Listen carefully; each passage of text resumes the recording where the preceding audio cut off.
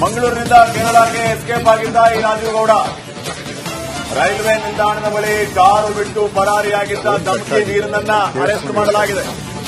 ಕೇರಳಕ್ಕೆ ಹೋಗ್ತಿರುವಾಗಲೇ ರಾಜೀವ್ ಗೌಡನನ್ನ ಲಾಕ್ ಮಾಡಲಾಗಿದೆ. ಇನ್ನು ಕೇರಳಕ್ಕೂ ಹೋಗಿದಿಲ್ಲ. ಈಗ ಮಂಗಳೂರಿನಿಂದ ಕೇರಳಕ್ಕೆ ಹೋಗುವ ಟೈಮ್ನಲ್ಲಿ ಈತನನ್ನ ಒದ್ದು ಒಳ ಹಾಕಿದ್ದಾರೆ. ಕೇರಳಕ್ಕೆ ಹೋಗ್ತಿರುವ ಟೈಮ್ನಲ್ಲಿ ರಾಜೀವ್ ಗೌಡ ಲಾಕ್. ಅಮೃತ ಗೌಡ ಪೌರಾಯುಕ್ತೆಯನ್ನ ಬೈದು ಎಸ್ಕೇಪ್ ಆಗಿದ್ದಂತ ಈ ಧಮ್ಕಿ ವೀರ ಎಲ್ಲಿದ್ದಾನೆ ಏನು ಎತ್ತ ಅನ್ನೋದ್ರ ಬಗ್ಗೆ ಇನ್ನೂ ವಿಚಾರಗಳು ಗೊತ್ತಾಗಿರಲಿಲ್ಲ. ಫೈನಲಿ ಈತನನ್ನ ಅರೆಸ್ಟ್ ಮಾಡುವಂತ ಕೆಲಸ ಆಗಿದೆ. ಅದು ಕೇರಳದ ಗಡಿ ಹತ್ರ. ರಿಪಬ್ಲಿಕ್ ಕನ್ನಡದ ಬಿಗ್ ಇಂಪ್ಯಾಕ್ಟ್ ಇದು ಬ್ಯಾಕ್ ಟು ಬ್ಯಾಕ್ ವರದಿಗಳನ್ನ ಮಾಡ್ತಾ ಇದ್ವಿ. ರಾಜ್ಯ ಸರ್ಕಾರವನ್ನ ನೇರವಾಗಿ ಪ್ರಶ್ನೆ ಮಾಡಿದ್ದು ನಾವು, ಗೃಹ ಸಚಿವರನ್ನ ನೇರವಾಗಿ ಪ್ರಶ್ನೆ ಮಾಡಿದ್ದು ನಾವು, ಸಚಿವ ಮುನಿಯಪ್ಪ ಅವರನ್ನ ನೇರವಾಗಿ ಪ್ರಶ್ನೆ ಮಾಡಿದ್ದು ನಾವು. ಒಳ್ಳೆ ಕಾರ್ಯಕರ್ತ ಅಂತ ಹೇಳಿದ್ದ ಮುನಿಯಪ್ಪ ಅವರನ್ನ ಅವತ್ತೇ ಪ್ರಶ್ನೆ ಮಾಡಿದ್ವಿ, ಕರ್ಕೊಂಬಂದು ಕೂರಿಸಿ ನಿಮ್ಮ ಒಳ್ಳೆ ಹುಡುಗನನ್ನ ಅಂತ ಹೇಳಿ. ಫೈನಲಿ ಪೊಲೀಸರು ಕೇರಳದ ಗಡಿ ಭಾಗದಲ್ಲೇ ಅರೆಸ್ಟ್ ಮಾಡುವಂತ ಕೆಲಸವನ್ನ ಮಾಡಿದ್ದಾರೆ. ಇಷ್ಟು ದಿನಗಳ ಕಾಲ ಈತ ತಪ್ಪಿಸಿಕೊಂಡು ಓಡಾಡ್ತಾ ಇದ್ದ. ತಾನು ತಪ್ಪೇ ಮಾಡಿಲ್ಲ ಅಂತಂದ್ರೆ ಈ ಮಟ್ಟಿಗೆ ಓಡಾಡೋ ಅಗತ್ಯನೂ ಇರಲಿಲ್ಲ. ಎಲ್ಲರ ಮುಂದೆ ಬಂದು ನಿಲ್ಲಬೇಕಾಗಿತ್ತು, ಆದ್ರೆ ನಿಲ್ತಿರ್ಲಿಲ್ಲ. ಪೊಲೀಸರು ಈಗ ಎಳಕಂಡು ಬರ್ತಿದ್ದಾರೆ. ಮಂಗಳೂರಿನಿಂದ ಕೇರಳಕ್ಕೆ ಹೋಗೋ ಟೈಮ್ನಲ್ಲಿ ಕೇರಳದ ಗಡಿ ಭಾಗದ ಹತ್ರ ಈತನನ್ನ ಅರೆಸ್ಟ್ ಮಾಡಿದ್ದಾರೆ. ನಿರೀಕ್ಷಣಾ ಜಾಮೀನು ಕೂಡ ಈತನದ್ದು ನಿರೀಕ್ಷಣಾ ಜಾಮೀನು ಅರ್ಜಿ ವಜಾ ಆಗಿತ್ತು. ಎರಡೆರಡು ಶಾಕ್ ಎದುರಾಗಿತ್ತು ರಾಜೀವ್ ಗೌಡನಿಗೆ. ನಿರೀಕ್ಷಣಾ ಜಾಮೀನು ಅರ್ಜಿ ವಜಾ ಆಗಿತ್ತು. ಪ್ರಕರಣ ತನಿಖೆ ರದ್ದು ಕೋರಿ ಈತ ಅರ್ಜಿ ಸಲ್ಲಿಸಿದ, ಅದು ಕೂಡ ವಜಾ ಆಗಿತ್ತು. ಈಗೇನಿದ್ರು ಅರೆಸ್ಟ್ ಒಂದೇ ದಾರಿ. ಫೈನಲಿ ಆತನನ್ನು ಅರೆಸ್ಟ್ ಮಾಡುವಂತ ಕೆಲಸ ಆಗಿದೆ. ಇಷ್ಟು ದಿನಗಳ ಕಾಲ ಯಾರ ಪ್ರಭಾವದಿಂದ ಈತ ತಲೆ ಮರೆಸ್ಕೊಂಡು ಓಡಾಡ್ತಾ ಇತ್ತು, ಯಾರ ರಕ್ಷೆಯಲ್ಲಿ ಈತ ಬಿಂದಾಸ್ ಆಗಿದ್ನೋ, ಮಂಗಳೂರಿನಿಂದ ಕೇರಳಕ್ಕೆ ಎಸ್ಕೇಪ್ ಆಗಿದ್ದ ಈ ರಾಜೀವ್ ಗೌಡ ರೈಲ್ವೆ ನಿಲ್ದಾಣದ ಬಳಿ ಕಾರು ಬಿಟ್ಟು ಪರಾರಿಯಾಗಿದ್ದ ಧಮ್ಕಿ ವೀರನನ್ನ ಅರೆಸ್ಟ್ ಮಾಡಲಾಗಿದೆ. ಕೇರಳಕ್ಕೆ ಹೋಗ್ತಿರುವಾಗಲೇ ರಾಜೀವ್ ಗೌಡನನ್ನ ಲಾಕ್ ಮಾಡಲಾಗಿದೆ. ಇನ್ನು ಕೇರಳಕ್ಕೂ ಹೋಗಿದಿಲ್ಲ. ಈಗ ಮಂಗಳೂರಿನಿಂದ ಕೇರಳಕ್ಕೆ ಹೋಗುವ ಟೈಮ್ನಲ್ಲಿ ಈತನನ್ನ ಒದ್ದು ಒಳ ಹಾಕಿದ್ದಾರೆ. ಕೇರಳಕ್ಕೆ ಹೋಗ್ತಿರುವ ಟೈಮ್ನಲ್ಲಿ ರಾಜೀವ್ ಗೌಡ ಲಾಕ್. ಅಮೃತ ಗೌಡ ಪೌರಾಯುಕ್ತೆಯನ್ನ ಬೈದು ಎಸ್ಕೇಪ್ ಆಗಿದ್ದಂತ ಈ ಧಮ್ಕಿ ವೀರ ಎಲ್ಲಿದ್ದಾನೆ ಏನು ಎತ್ತ ಅನ್ನೋದ್ರ ಬಗ್ಗೆ ಇನ್ನೂ ವಿಚಾರಗಳು ಗೊತ್ತಾಗಿರಲಿಲ್ಲ. ಫೈನಲಿ ಈತನನ್ನ ಅರೆಸ್ಟ್ ಮಾಡುವಂತ ಕೆಲಸ ಆಗಿದೆ. ಅದು ಕೇರಳದ ಗಡಿ ಹತ್ರ. ರಿಪಬ್ಲಿಕ್ ಕನ್ನಡದ ಬಿಗ್ ಇಂಪ್ಯಾಕ್ಟ್ ಇದು ಬ್ಯಾಕ್ ಟು ಬ್ಯಾಕ್ ವರದಿಗಳನ್ನ ಮಾಡ್ತಾ ಇದ್ವಿ. ರಾಜ್ಯ ಸರ್ಕಾರವನ್ನ ನೇರವಾಗಿ ಪ್ರಶ್ನೆ ಮಾಡಿದ್ದು ನಾವು, ಗೃಹ ಸಚಿವರನ್ನ ನೇರವಾಗಿ ಪ್ರಶ್ನೆ ಮಾಡಿದ್ದು ನಾವು, ಸಚಿವ ಮುನಿಯಪ್ಪ ಅವರನ್ನ ನೇರವಾಗಿ ಪ್ರಶ್ನೆ ಮಾಡಿದ್ದು ನಾವು. ಒಳ್ಳೆ ಕಾರ್ಯಕರ್ತ ಅಂತ ಹೇಳಿದ್ದ ಮುನಿಯಪ್ಪ ಅವರನ್ನ ಅವತ್ತೇ ಪ್ರಶ್ನೆ ಮಾಡಿದ್ವಿ, ಕರ್ಕೊಂಬಂದು ಕೂರಿಸಿ ನಿಮ್ಮ ಒಳ್ಳೆ ಹುಡುಗನನ್ನ ಅಂತ ಹೇಳಿ. ಫೈನಲಿ ಪೊಲೀಸರು ಕೇರಳದ ಗಡಿ ಭಾಗದಲ್ಲೇ ಅರೆಸ್ಟ್ ಮಾಡುವಂತ ಕೆಲಸವನ್ನ ಮಾಡಿದ್ದಾರೆ. ಇಷ್ಟು ದಿನಗಳ ಕಾಲ ಈತ ತಪ್ಪಿಸಿಕೊಂಡು ಓಡಾಡ್ತಾ ಇದ್ದ.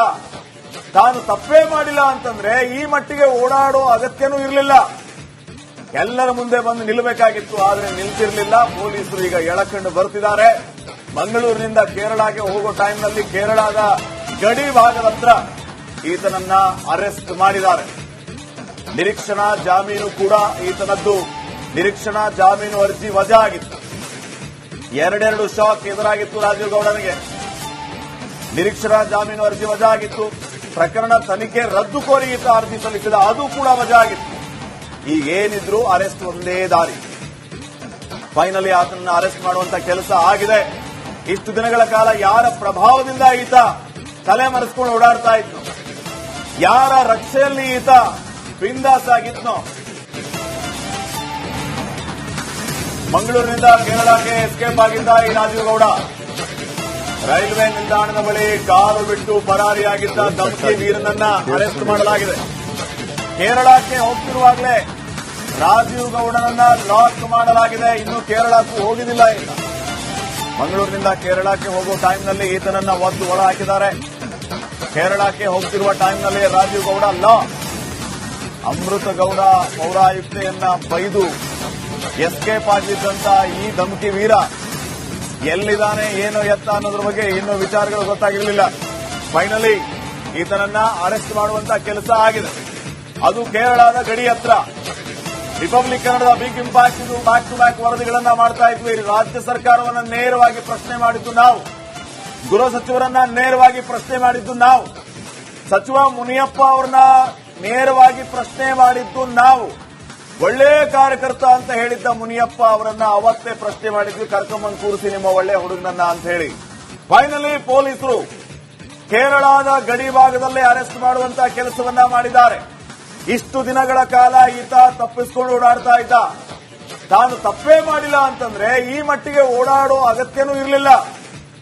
ಎಲ್ಲರ ಮುಂದೆ ಬಂದು ನಿಲ್ಲಬೇಕಾಗಿತ್ತು, ಆದ್ರೆ ನಿಲ್ತಿರ್ಲಿಲ್ಲ. ಪೊಲೀಸರು ಈಗ ಎಳಕಂಡು ಬರ್ತಿದ್ದಾರೆ. ಮಂಗಳೂರಿನಿಂದ ಕೇರಳಕ್ಕೆ ಹೋಗೋ ಟೈಮ್ನಲ್ಲಿ ಕೇರಳದ ಗಡಿ ಭಾಗದ ಹತ್ರ ಈತನನ್ನ ಅರೆಸ್ಟ್ ಮಾಡಿದ್ದಾರೆ. ನಿರೀಕ್ಷಣಾ ಜಾಮೀನು ಕೂಡ ಈತನದ್ದು ನಿರೀಕ್ಷಣಾ ಜಾಮೀನು ಅರ್ಜಿ ವಜಾ ಆಗಿತ್ತು. ಎರಡೆರಡು ಶಾಕ್ ಎದುರಾಗಿತ್ತು ರಾಜೀವ್ ಗೌಡನಿಗೆ. ನಿರೀಕ್ಷಣಾ ಜಾಮೀನು ಅರ್ಜಿ ವಜಾ ಆಗಿತ್ತು. ಪ್ರಕರಣ ತನಿಖೆ ರದ್ದು ಕೋರಿ ಈತ ಅರ್ಜಿ ಸಲ್ಲಿಸಿದ, ಅದು ಕೂಡ ವಜಾ ಆಗಿತ್ತು. ಈಗೇನಿದ್ರು ಅರೆಸ್ಟ್ ಒಂದೇ ದಾರಿ. ಫೈನಲಿ ಆತನನ್ನ ಅರೆಸ್ಟ್ ಮಾಡುವಂತ ಕೆಲಸ ಆಗಿದೆ. ಇಷ್ಟು ದಿನಗಳ ಕಾಲ ಯಾರ ಪ್ರಭಾವದಿಂದ ಈತ ತಲೆ ಮರೆಸ್ಕೊಂಡು ಓಡಾಡ್ತಾ ಇತ್ತು, ಯಾರ ರಕ್ಷೆಯಲ್ಲಿ ಈತ ಬಿಂದಾಸ್ ಆಗಿದ್ನೋ, ಮಂಗಳೂರಿನಿಂದ ಕೇರಳಕ್ಕೆ ಎಸ್ಕೇಪ್ ಆಗಿದ್ದ ಈ ರಾಜೀವ್ ಗೌಡ ರೈಲ್ವೆ ನಿಲ್ದಾಣದ ಬಳಿ ಕಾರು ಬಿಟ್ಟು ಪರಾರಿಯಾಗಿದ್ದ ಧಮಕಿ ವೀರನನ್ನ ಅರೆಸ್ಟ್ ಮಾಡಲಾಗಿದೆ. ಕೇರಳಕ್ಕೆ ಹೋಗ್ತಿರುವಾಗಲೇ ರಾಜೀವ್ ಗೌಡನನ್ನ ಲಾಕ್ ಮಾಡಲಾಗಿದೆ. ಇನ್ನು ಕೇರಳಕ್ಕೂ ಹೋಗಿದಿಲ್ಲ ಈಗ. ಮಂಗಳೂರಿನಿಂದ ಕೇರಳಕ್ಕೆ ಹೋಗುವ ಟೈಮ್ನಲ್ಲಿ ಈತನನ್ನ ಒದ್ದು ಒಳ ಹಾಕಿದ್ದಾರೆ. ಕೇರಳಕ್ಕೆ ಹೋಗ್ತಿರುವ ಟೈಮ್ನಲ್ಲಿ ರಾಜೀವ್ ಗೌಡ ಲಾಕ್. ಅಮೃತ ಗೌಡ ಪೌರಾಯುಕ್ತೆಯನ್ನ ಬೈದು ಎಸ್ಕೇಪ್ ಆಗಿದ್ದಂತ ಈ ಧಮಕಿ ವೀರ ಎಲ್ಲಿದ್ದಾನೆ, ಏನು ಎತ್ತ ಅನ್ನೋದ್ರ ಬಗ್ಗೆ ಇನ್ನೂ ವಿಚಾರಗಳು ಗೊತ್ತಾಗಿರಲಿಲ್ಲ. ಫೈನಲಿ ಈತನನ್ನ ಅರೆಸ್ಟ್ ಮಾಡುವಂತ ಕೆಲಸ ಆಗಿದೆ. ಅದು ಕೇರಳದ ಗಡಿ ಹತ್ರ. ರಿಪಬ್ಲಿಕ್ ಕನ್ನಡದ ಬಿಗ್ ಇಂಪ್ಯಾಕ್ಟ್ ಇದು ಬ್ಯಾಕ್ ಟು ಬ್ಯಾಕ್ ವರದಿಗಳನ್ನ ಮಾಡ್ತಾ ಇದ್ವಿ. ರಾಜ್ಯ ಸರ್ಕಾರವನ್ನ ನೇರವಾಗಿ ಪ್ರಶ್ನೆ ಮಾಡಿದ್ದು ನಾವು, ಗೃಹ ಸಚಿವರನ್ನ ನೇರವಾಗಿ ಪ್ರಶ್ನೆ ಮಾಡಿದ್ದು ನಾವು, ಸಚಿವ ಮುನಿಯಪ್ಪ ಅವರನ್ನ ನೇರವಾಗಿ ಪ್ರಶ್ನೆ ಮಾಡಿದ್ದು ನಾವು. ಒಳ್ಳೆ ಕಾರ್ಯಕರ್ತ ಅಂತ ಹೇಳಿದ್ದ ಮುನಿಯಪ್ಪ ಅವರನ್ನ ಅವತ್ತೇ ಪ್ರಶ್ನೆ ಮಾಡಿದ್ವಿ, ಕರ್ಕೊಂಬಂದು ಕೂರಿಸಿ ನಿಮ್ಮ ಒಳ್ಳೆ ಹುಡುಗನನ್ನ ಅಂತ ಹೇಳಿ. ಫೈನಲಿ ಪೊಲೀಸರು ಕೇರಳದ ಗಡಿ ಭಾಗದಲ್ಲೇ ಅರೆಸ್ಟ್ ಮಾಡುವಂತಹ ಕೆಲಸವನ್ನ ಮಾಡಿದ್ದಾರೆ. ಇಷ್ಟು ದಿನಗಳ ಕಾಲ ಈತ ತಪ್ಪಿಸಿಕೊಂಡು ಓಡಾಡ್ತಾ ಇದ್ದ. ತಾನು ತಪ್ಪೇ ಮಾಡಿಲ್ಲ ಅಂತಂದ್ರೆ ಈ ಮಟ್ಟಿಗೆ ಓಡಾಡೋ ಅಗತ್ಯನೂ ಇರಲಿಲ್ಲ. ಎಲ್ಲರ ಮುಂದೆ ಬಂದು ನಿಲ್ಲಬೇಕಾಗಿತ್ತು, ಆದ್ರೆ ನಿಲ್ತಿರ್ಲಿಲ್ಲ. ಪೊಲೀಸರು ಈಗ ಎಳಕಂಡು ಬರ್ತಿದ್ದಾರೆ. ಮಂಗಳೂರಿನಿಂದ ಕೇರಳಕ್ಕೆ ಹೋಗೋ ಟೈಮ್ನಲ್ಲಿ ಕೇರಳದ ಗಡಿ ಭಾಗದ ಹತ್ರ ಈತನನ್ನ ಅರೆಸ್ಟ್ ಮಾಡಿದ್ದಾರೆ. ನಿರೀಕ್ಷಣಾ ಜಾಮೀನು ಕೂಡ ಈತನದ್ದು ನಿರೀಕ್ಷಣಾ ಜಾಮೀನು ಅರ್ಜಿ ವಜಾ ಆಗಿತ್ತು. ಎರಡೆರಡು ಶಾಕ್ ಎದುರಾಗಿತ್ತು ರಾಜೀವ್ ಗೌಡನಿಗೆ. ನಿರೀಕ್ಷಣಾ ಜಾಮೀನು ಅರ್ಜಿ ವಜಾ ಆಗಿತ್ತು. ಪ್ರಕರಣ ತನಿಖೆ ರದ್ದು ಕೋರಿ ಈತ ಅರ್ಜಿ ಸಲ್ಲಿಸಿದ, ಅದು ಕೂಡ ವಜಾ ಆಗಿತ್ತು. ಈಗೇನಿದ್ರು ಅರೆಸ್ಟ್ ಒಂದೇ ದಾರಿ. ಫೈನಲಿ ಆತನನ್ನ ಅರೆಸ್ಟ್ ಮಾಡುವಂತ ಕೆಲಸ ಆಗಿದೆ.